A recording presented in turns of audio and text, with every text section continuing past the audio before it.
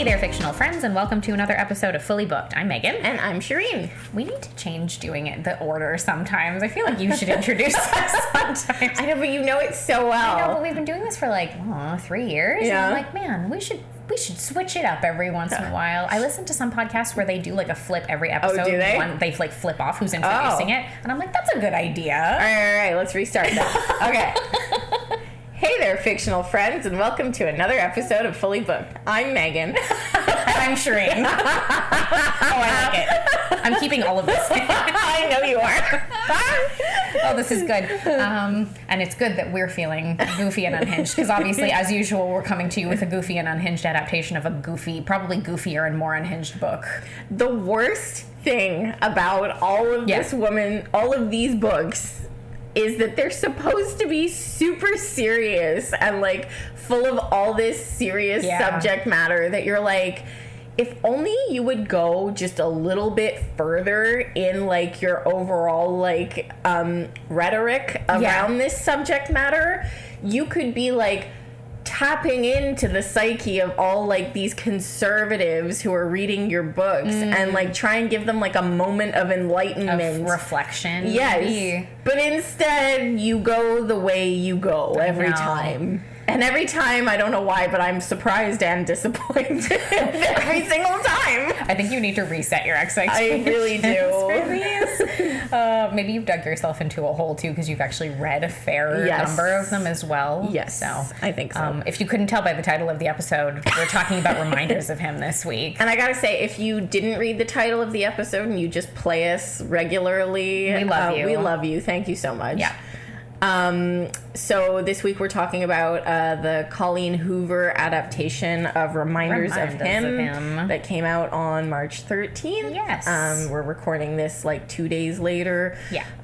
So there's reviews out, there's buzz out on social media, there's some commentary. We are currently sitting at a 6.5 out of 10 on IMDb. Critics' rating on Rotten Tomatoes is 56%. Audience score is 89%. I feel like it's because people are seeking out these films, right? They like their books. Saying, it's like birds of a feather flock together. God, yeah. And I think that's what you have to take from these audience scores. Yes. These are what kind of audience is watching these and reading these and whatnot. And I'll preface by saying, if you've been listening to our podcast regularly, you'll know that we love to hate Colleen Hoover. Correct. It's our favorite thing to do. One thing I do have to say about Coho is that she gives us so much material to work with. That's the thing. I almost feel like I should thank her. I know. Content. I think what are we up to? Probably 4 or 5 episodes over the last 3 years just talking about different Colleen Hoover stuff. Whether it's adaptations, whether it is just us complaining about her stuff, whether it's us doing read-throughs of certain books and talking about them. We've done discussions around whether her books are actually romance or not. Our consensus was not really. Not really. It's trauma framed as romance. That's, you know what? Okay, so I made Arthur go see this with me. Of course you yesterday afternoon, because there was nobody else around, and he was like, don't you want to go with your other friend? I'm like, no. You're coming with me. You came with me. So he came with me. This was his first experience watching any Colleen Hoover event. Oh, really? So, yeah. Dan has not had that chance yet. Okay, yeah, no. So this was his first experience with it, and we finished, and he struggled a little bit, going in completely blind as well to kind of understand the romance of it. He was like, I don't know. It does not make sense to anybody who has a logical understanding of human relationships. Sure.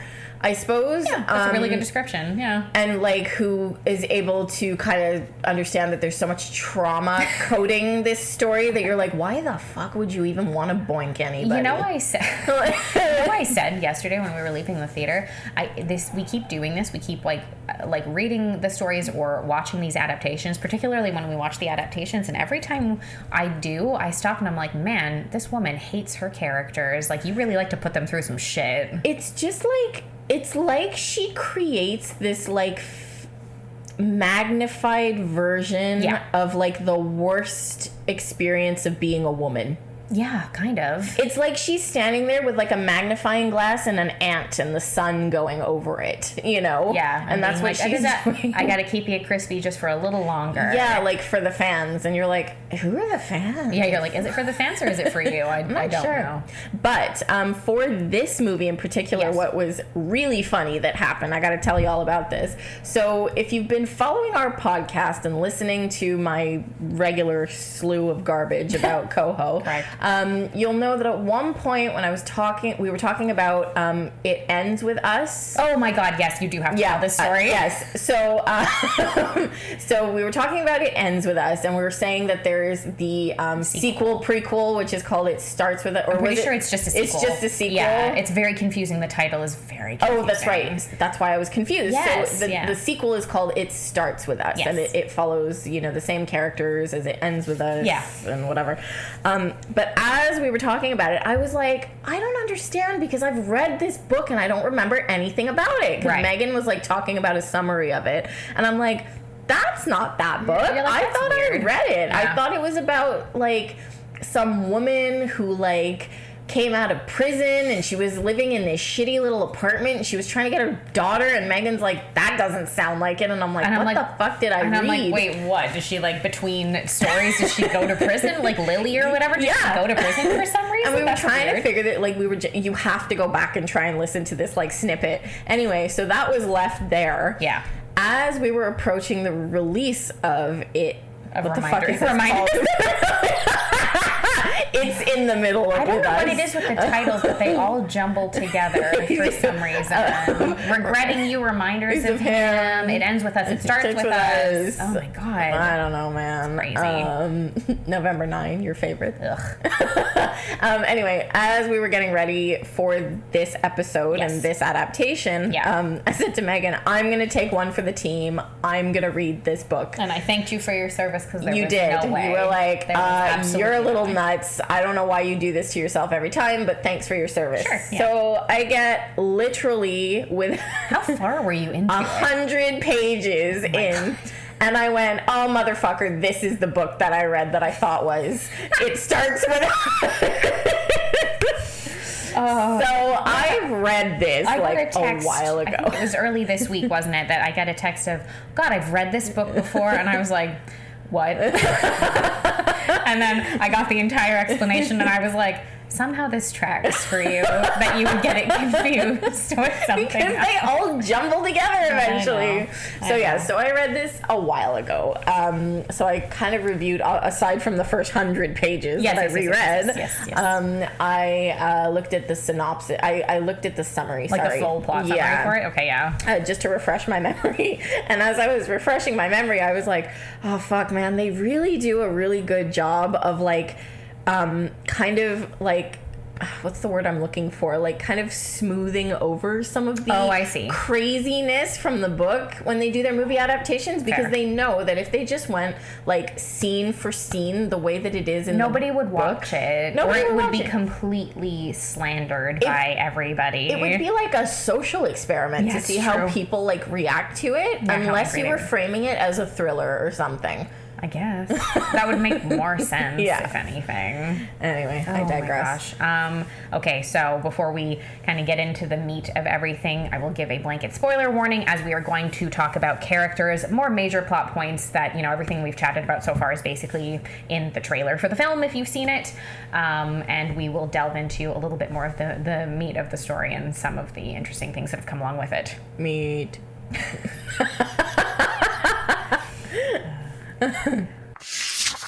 Spoilers. So, brief overview for everybody. I'm assuming that you've watched it if you're here, or you've at least read the book, I guess. Or maybe you just don't want to do either, and you just enjoy being in our company. Yeah, and you just say, oh, I can't be arsed to deal with this. So we did it for you. Yes, correct. So the synopsis that's actually given, or the summary that's actually given, is after prison, a woman attempts to reconnect with her young daughter, but faces resistance from everyone except a bar owner with ties to her child. As they grow closer, she must confront her past mistakes to build a hopeful future.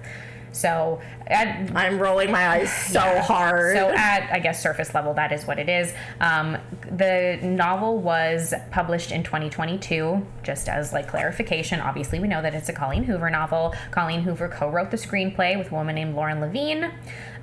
She also produced it. You gotta get that PGA title and put it to use, baby. I saw that in the end credits. Did you see that too? Yeah, Colleen, okay. Ho, okay. All right. Yeah. You're never gonna have another "it ends with us" scenario, are you, lady? No, definitely not. I don't blame her, man. I don't blame her. I can understand that. Yeah. I can only imagine how fun that was from her end of things. No, that would have sucked. That would have been a pain in the ass to deal with. Yeah. Major characters in the film. Micah Monroe plays Kenna, who is the lead of the film.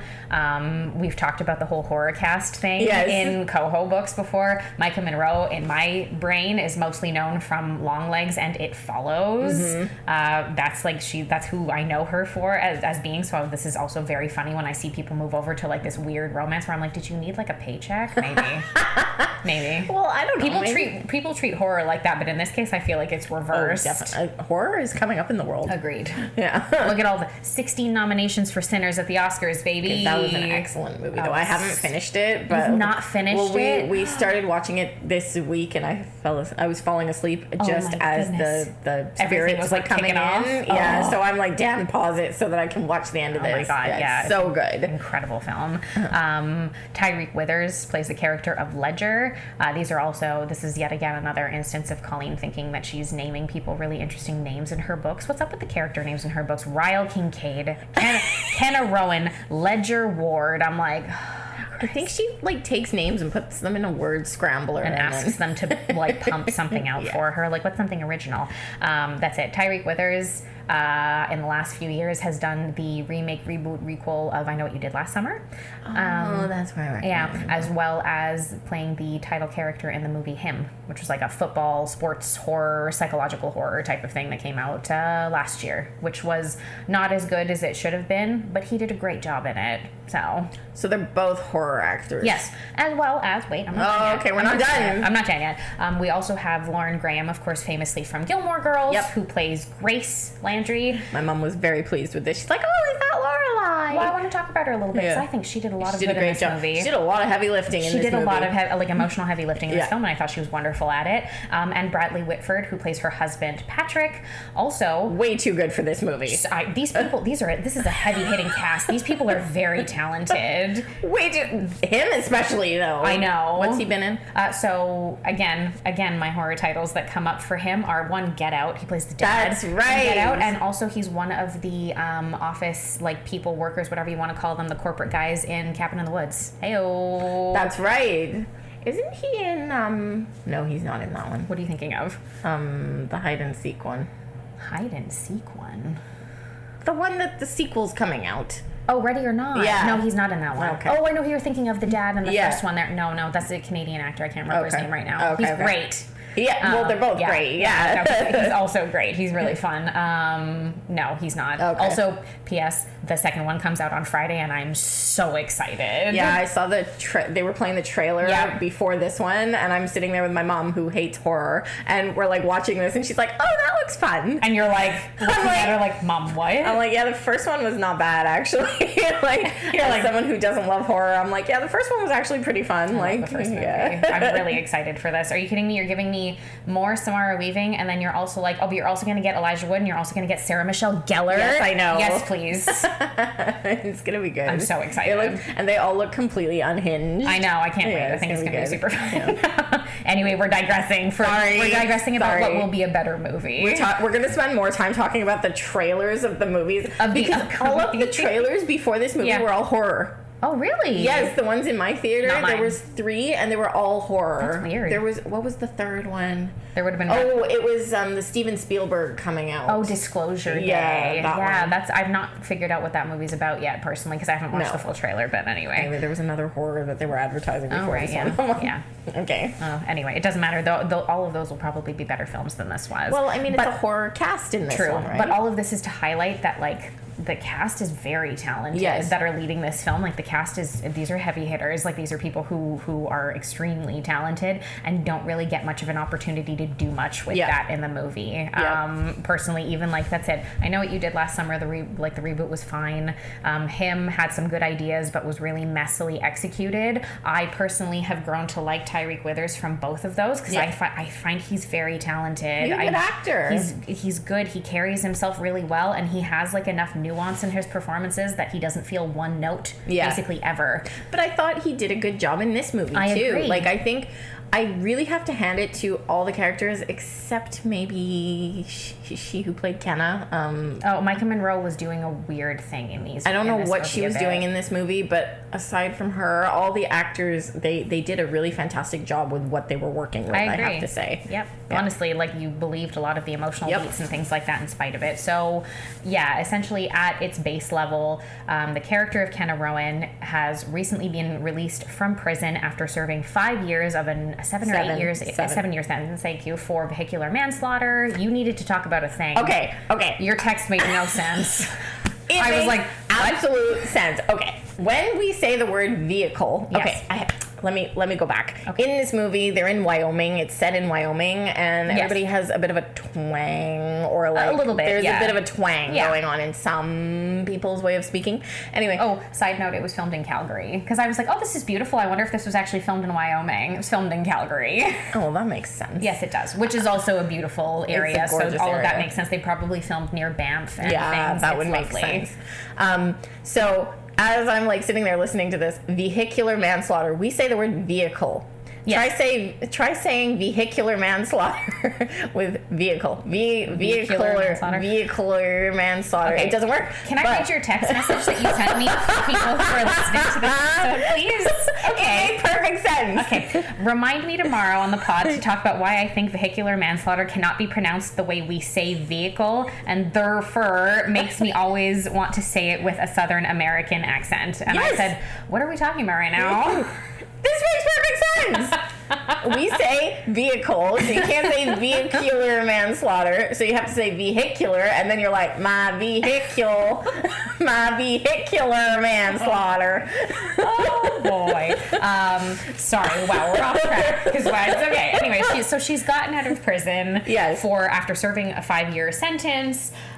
She's released early, and she heads back to Laramie, I believe, in Wyoming, in order to reconnect, because unfortunately the person who passed away in the car when she had a car accident while she was driving was her boyfriend, almost fiance at that time.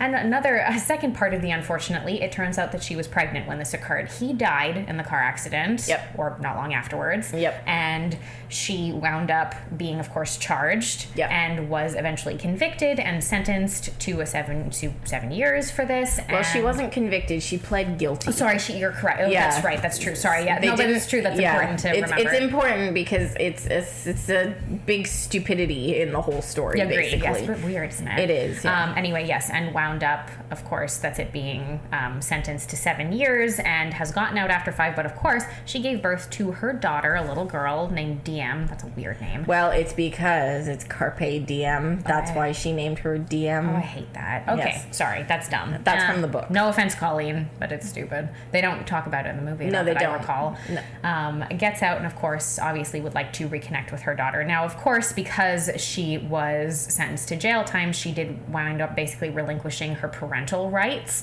So DM has been raised by her grandparents, Grace and Patrick, who are her boyfriend who died, her late boyfriend Scotty's parents, and his best friend, Ledger, played by Tyreek Withers, has moved back to Laramie in order to help raise DM and make sure that she has as much of a support system and a father figure around her as she possibly can. And he lives across the street because he's moved back into his childhood home. Yes, because him and Scotty were friends from the time that they were children. Exactly. So, yeah.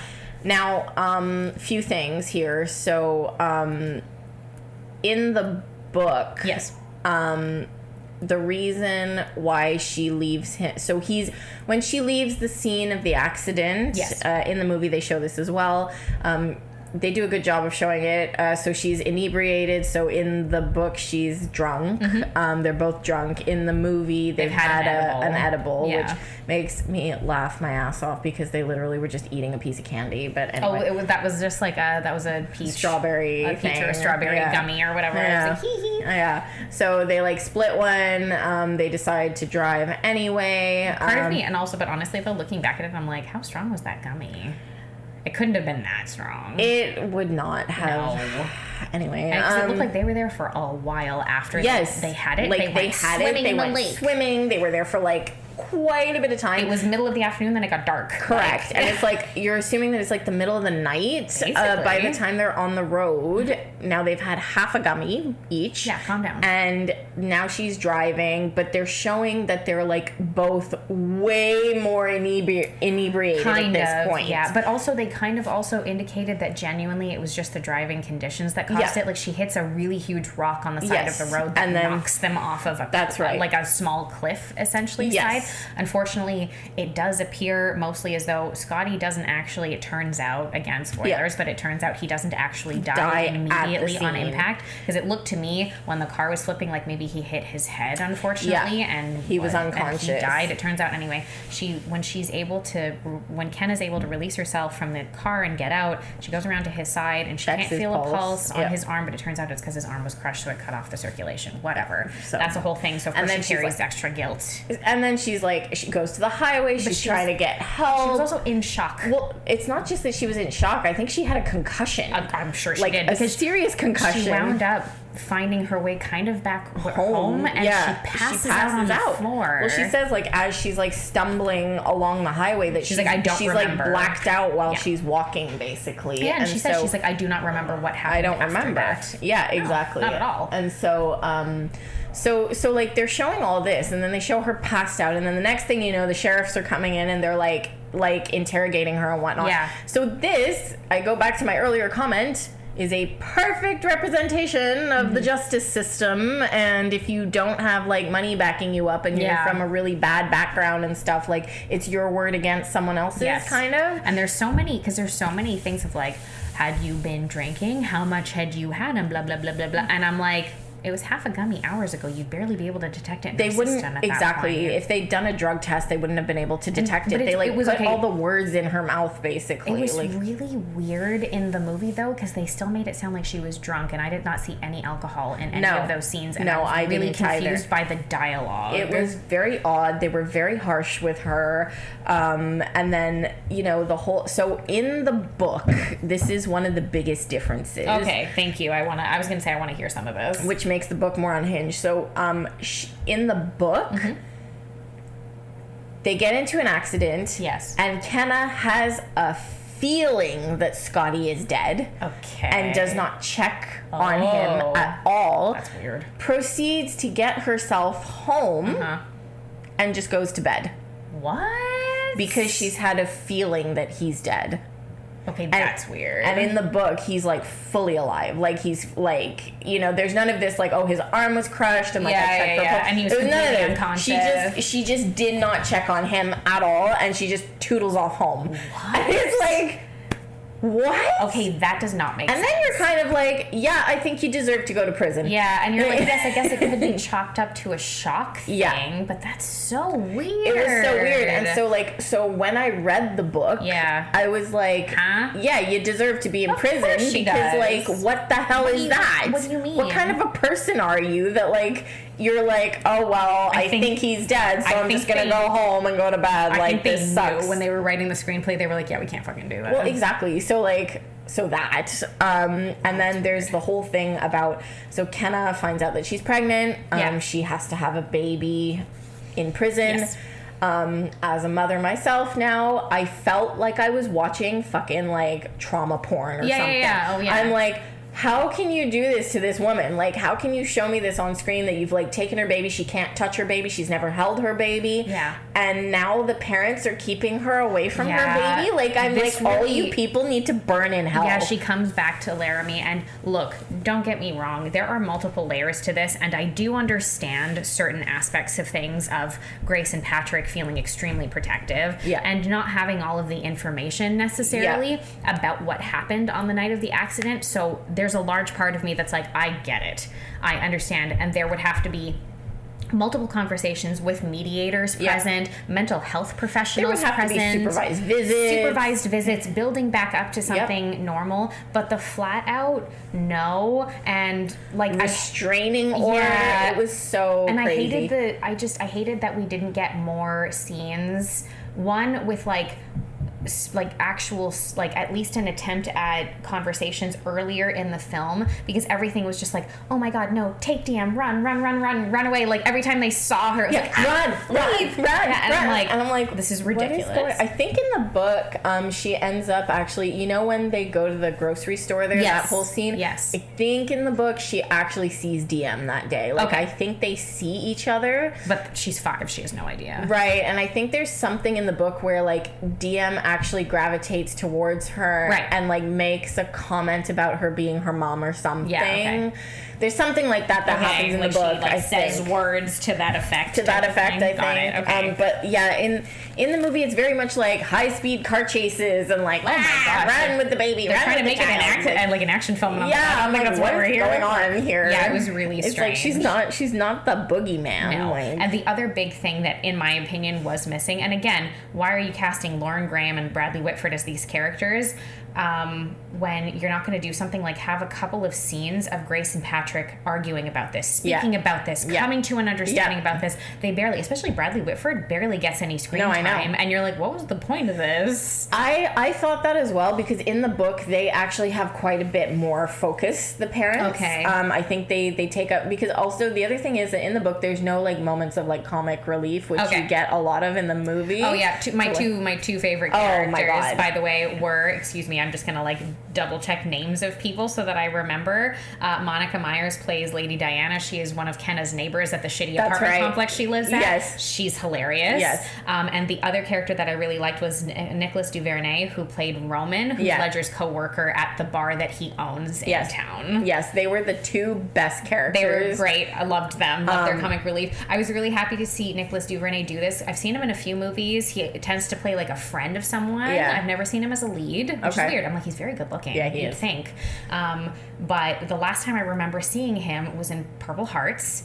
He plays that's where I saw him. And he's the weird racist soldier who's like, let's go kill some Arabs in Afghanistan or whatever, wherever it was they were being deployed to. And I remember being extremely confused by the casting choice, because he looks so nice that it was really difficult for me to believe what was happening in the scene. I agree. Yeah, I agree. It was really weird. It was a weird choice. It was a really strange choice. He has like a very open face, a very friendly demeanor, and I was like, I don't understand this. So this character made a lot more sense to me. Yes. I also like the landlady. Oh my gosh, Jennifer Robertson from Schitt's Creek. She's also in Ginny and Georgia. Oh God, that's right. Yes, that's it. I always. She's Max and Thingy's mom. She's Ellen. Yeah, that's right. And Jocelyn in Schitt's Creek. That's right. Love her. No, she's wonderful. She's great. But I really enjoyed like her character in this, especially her little like romance with the guy playing electric guitar. Oh my God, that was at the end, he's playing the ukulele because she's like, I like the ukulele. But it's anyway. The comedic value that they inserted into the movie was what made it more watchable, I guess. Like, I enjoyed it because I was with my mom and she was enjoying it and I was having a good time being with her, and the comedic factor of it was great. Like, Lady Diana was hilarious. She's so funny. She was so funny. But in the book, it's quite serious, like the whole thing. Like the whole book. I mean, I can't remember. I know I myself have only read 2 Colleen Hoover books, but even from all of the other stories that you've told me of ones that you've read, I feel like there are no moments of levity. No, it's very, very rare. Yeah. And like in this one, so in the movie, you're watching it the whole time and you're like, she was drunk. She wasn't even drunk, and she was in a car accident, and it was like the worst moment of her life. And like, why is nobody like going to support this poor woman, like, and find out and ask her some questions? Seriously. You know? Oh, it was so weird. But in the book, you're just kind of like, well, she left him to die because of a feeling. Yes, so in the book, I could see you being way less, but also then it's so weird to have this like redemption arc for the character. Yeah, because you're like, but I don't feel bad for her. Well, I'd be like, I don't trust you with a child. I don't think she should have access to her kid. You know? Yeah, that's the thing. It's so weird. I don't get it. And then, you know, in the movie, like, the other thing that I would say is I was hoping for like some more flashbacks with Scotty, but I felt like we just didn't see very much of him.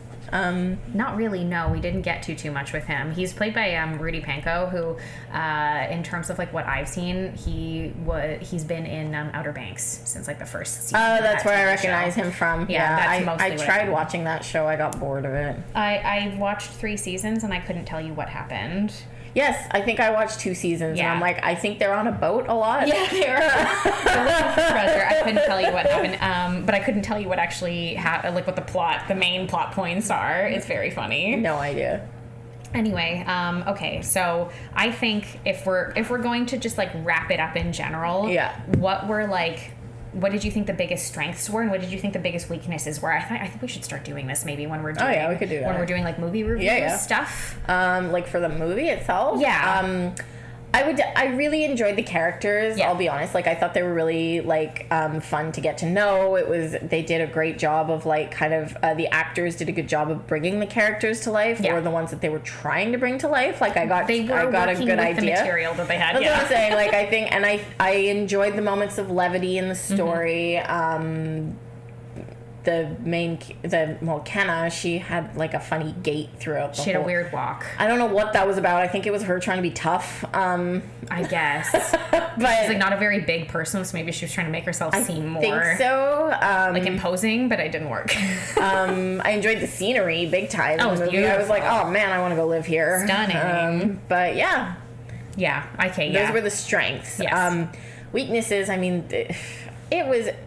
Like I said, the one thing that I keep getting stuck on, and I think this one's a really good representation of it, is like it just felt like it was made for like a very conservative, like Christian audience. Yeah, kind of. And I'm like, you could have really expanded on the commentary of like the unfairness of the justice system. Like they were showing it in a way that like she deserved to be in prison for what she did. Which when we got the full rundown, I was like, this is nuts. It's nuts. And like all the scenes about her giving birth in prison and not getting to hold her baby. I know, and I know it's because she was prematurely born there. There's an explanation for it, and I get it, but I'm like... Ugh. But I feel like it was cruelty to the nth degree. Like, I feel like if you're pregnant in prison and your baby is born premature, there's got to be something baked into the rules where you at least get to see your baby. A little bit of time with them. You know? That felt incredibly unfair here, that she didn't get to spend any time with her kid before she was taken away. I was like, what the hell? And like you mentioned, like she gave up her parental rights. The way that it was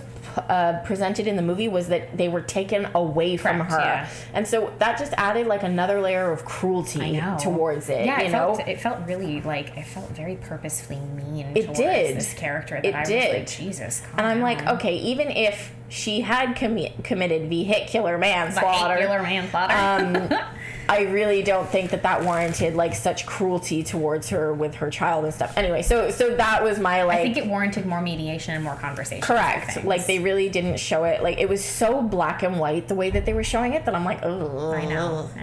Yeah. I'm inclined to agree. I think that the cast was the biggest strength of the film itself. The cast, the scenery, obviously, to your point, was beautiful. I don't know who their DP was, but they did a great job. Great job. It looked beautiful. But I think that the cast was the greatest strength. I think that a lot of them brought a lot of good emotional beats that, if played by lesser talented actors, maybe would have been hokey and not well done at all. So at least it kept it so that I didn't just bust out laughing for no reason multiple times during the movie, even though there were some things that made me giggle, whatever. The whole pigeon thing was so poorly done. It was such a stupid little thing. Is that a freaking pigeon? That was so stupid. I was like, is this supposed to be funny? Yeah, I know. I'm like, oh, you're really like trying hard on this one. Yeah, it was really strange. That was really odd. So I think that was was probably its biggest strength. Yeah. But in terms of weaknesses, a lot of it for me would be the writing. And I don't know if some of this was like editing or whatever it was that was like wound up being cut out in the final edit, but genuinely I feel that more focus on conversations between Kenna and the grandparents, as well as between the two characters of the grandparents, and maybe even to a degree with Ledger himself as well involved, would have tied things together better and would have brought like a more maybe it would have explained some more choices that the characters are making, at least if we'd gotten a few moments of that here and there. I agree. I don't know, I think it would have just it would have tied together the story better, and I might have been more emotionally affected by it too.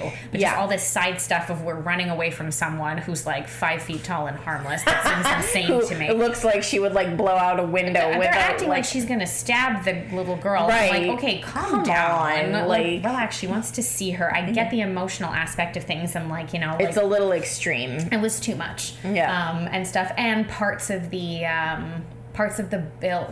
build of the romance between Kenna and Ledger were good. Parts of them I was like, when we went from an argument, the argument in the apartment that led to damn it Kenna, and then the first kiss, I was like, oh no. I know, it did nothing for me. I was like, ugh. It worked later when they really like started on like the proper romance bandwagon between the two of them. They didn't have terrible chemistry, but some of it, I think it was clunky writing than anything else. They were trying, but they didn't really have anything to work with. Well, here's a question for you that I was puzzling while I was watching the movie. Who's the main character of this? I mean, I guess it is a good it's a good ask. And I mean, logically, I would largely say that Kenna still kind of comes out on top. But there is a pretty big aspect of like Ledger's character and what he obviously, you know, experienced. He was an NFL player who hurt his shoulder, and unfortunately his friendship with Scotty had become sort of strained because he was always busy and wasn't around as much, and Scotty was disappointed in the sort of direction that their friendship was taking, which is something that, you know, is understandable if you're friends with somebody for a very long time and then you either grow apart, or something like this, like in his case, something as high profile as an NFL career keeps you away, and it feels as though he didn't care as much, wasn't putting any effort into communicating with his friend on a regular basis, was making promises he was breaking, all of that stuff. So there's a lot to that, and you know, him moving back, him giving up the last 5 years of his life to make sure that this little girl has giving someone up his else. fiance, giving up his house, like. I actually think that in the movie, Ledger was the main character. It almost felt that way, didn't it? The book, it's very obviously Kenna the main character, but in the movie, I was like, oh shit, they made the movie about Ledger. Like, I had like this like moment of realization when I was watching it. I'm like, it's way more about him, actually. I get you. You know? I can understand. I definitely understand that. I feel like it's still, the way that the focus is, it's still meant to be Kenna. And it's not that it isn't like just a fully dual-led film. It kind of is, but I'm sure that it leads much more into the duality in the movie than like in the book. It's all her story, obviously. Yeah, that makes sense. Let's see, in the like rankings of things, it was less batshit stupid than Regretting You. Regretting You was absurd, I would say. Regretting You was fucking like forgetful. Like it was forgettable. Sorry. This one was boring. I'm sorry. There were a lot of laggy bits in this that I was like, oof. Yeah, for sure. Like Regretting You, like I couldn't even tell you what the fuck happened in that movie. The end. I vaguely remember there's a car accident. People were having an affair. There's a baby. Oh, that's right. Yeah, there's the side rom-com plot with the teenagers and stuff. Oh yeah, there was all that. But it was so it almost felt like it was goofy, like it was really weird. Regretting You. It was weird. Like it was. I wasn't sure what the tone was. Agreed. For that one. I'm like, is this still a romantic drama? Is it a romantic dramedy? Like, is it horror? Like what? Because it was the first one where we had the horror heavy. Yeah, that we were like, that's weird. Yeah. I don't know. Yeah, and then obviously It Ends With Us was also the most serious in tone. Of course, we know this. Yeah. If I'm ignoring everything that has to do with the behind the scenes aspect of it, it was probably the most solid adaptation. I would agree. I felt the most emotion when I watched that film. Weirdly, in spite of how insane everything sounds like it was, there was a lot of good chemistry in the film, and overall the writing was pretty decent. We said it, didn't we? When we did our episode, we both were like, oh fuck, we enjoyed it. Yeah, we were really surprised. But it's kind of gone. Anyway, I'm looking forward to the Verity adaptation. Cause I'm so curious. I cannot wait to get a trailer for that. I think that's what I need. Yes. I really want to see, because again, another one, Josh Hartnett, Anne Hathaway, Dakota Johnson. I'm like, man, these casts are stacked. I know. It's crazy. I know. So I'm looking forward to that one. Also, Anne Hathaway's having a year, guys. We're getting Devil Wears Prada 2. Yep. A very strange film from, I want to say, A24 called Mother Mary, which looks really interesting and really strange. I haven't seen the trailer. Oh, you'll have to watch it and tell me what you think. And then Verity, towards the end of the year, I'm like, damn, this woman's she's busy, man. She ain't sleeping. Busy and beautiful is all I have to say. She's stunning. Yeah. This is why you shouldn't get fillers or all that shit. Well, if she has, she's had the best possible out there. Yeah, go to Anne Hathaway's. Wherever she gets her facelifts, go there. Exactly.